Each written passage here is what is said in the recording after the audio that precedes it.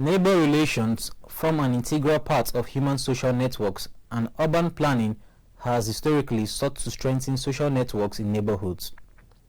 A sense of community and close neighborhood relationships have been mainly connected to rural settings, unlike cities. In our various indigenous communities, you find people relating with each other and having each other's back. But here, everyone seems to be on their own, or everybody is just minding their own business. And sometimes when you even want to associate with people, you are not even welcome. So it's not an easy thing. But I think it's better for people to always relate with their neighbors, because in case of emergencies like this, your neighbor, your next door neighbor, is even better than a brother who is a relative who is not close to you.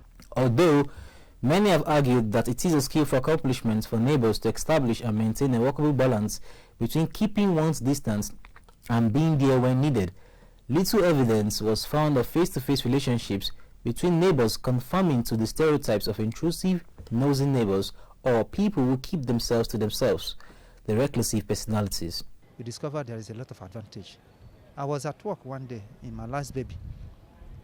My wife gave birth. I was surprised. Somebody called me and said my wife has given birth.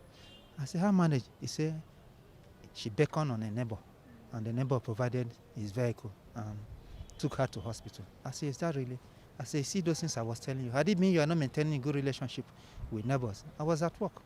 But you see how neighbor has conveyed you with, sacrificed all he had to do, fueled his car and brought you, and still waited for you till you get birth.